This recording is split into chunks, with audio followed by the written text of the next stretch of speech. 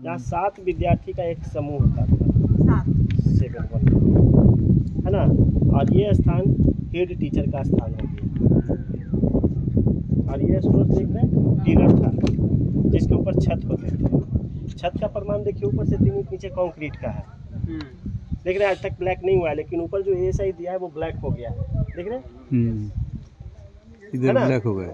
तो यहाँ पढ़ाई का समय सीमा नहीं था। There was no time limit for study here, sunrise to sunset regular. और इस क्रम में भूख लगा या प्यास लगा तो एविडेंस के आधार पर कहीं जाना नहीं, सारा फैसिलिटी इसी के अंदर में उपलब्ध होता था। तो सोचिए मैनेजमेंट कितना हाई लेवल का था, टाइम की क्या वैल्यू थी। कहते हैं ना time is money. Writing system का यूज यहाँ ज़्यादा लोग नहीं करते थे, सुन करके पढ़ाई का कार्य करते थे। अर्थात नालंदा में प्रैक्टिकल नॉलेज था, थ्योरी नहीं थी। आज के समय में थ्योरी प्रैक्टिकल नहीं, एजुकेशन की क्वालिटी कंपेयर कर सकते हैं। इसलिए हमारा इतिहास हमारा पड़ोसी देश एक्सप्लेन करता है।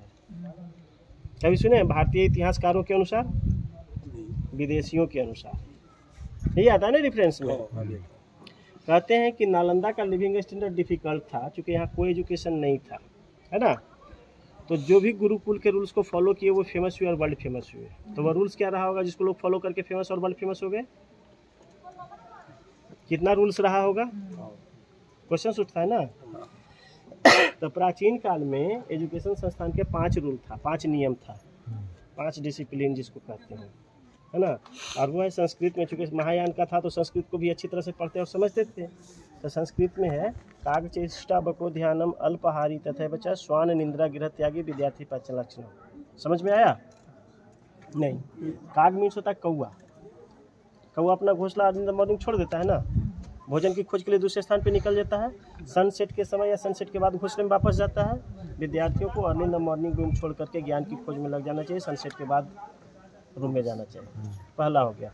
दूसरा हो गया बको ध्यान, बगुला। बगला देखे हैं, बगड़ा बगड़ा है ना। बगड़ा का पूरा माइंड कहाँ होता है, मछली पे होता है ना। एक टांग पे खड़ा होता है, मछली पे पूरा, मछली देखता है, अपना टारगेट पूरा करता है। विद्यार्थियों का पूरा माइंड कॉन्सेंट्रेट किताब पर होना चाहिए। कहते हैं किताब समुद्र है, कहते हैं ना। समुद्र में नए नए रत्न मिलते हैं, किताब में नए नए ज्ञान मिलते हैं। जितने बार आप किताब को पढ़िएगा उतना बार नया ज्ञान दिमाग में आएगा। कुत्ते की तरह सोना चाहिए। कुत्ता के देखे सोते हुए अलर्ट होता है, चौकन्ना होता है ना। विद्यार्थियों को चौकन्ना होना चाहिए पढ़ाई के प्रति, है ना। कम खाना चाहिए। क्यों कम खाना चाहिए, नींद नहीं, आलस आएगा। आलस आएगा तो नींद आएगा नहीं। और आलस विद्यार्थी का सबसे बड़ा शत्रु है, और शत्रु कभी आगे बढ़ने नहीं देता है। और घर से दूर होना चाहिए। इतिहास से हम लोगों को सीखने के लिए मिलता है कि जो भी घर छोड़े वही फेमस और वर्ल्ड फेमस हुए। आप देख लीजिए, भगवान बुद्ध घर नहीं छोड़ते तो आज उनका फॉलोअर होता पूरा वर्ल्ड में। सारे पुत्र और महामूलाएं राइट हैंड और लेफ्ट हैंड होते, धर्म नहीं बनते। आर्य देवा वसु बंधु धर्मपाला सब विष्णु असंगा शीलभद्र जो भी। चलिए आते हैं कुछ जो आप लोग देखे एवं सुने हैं।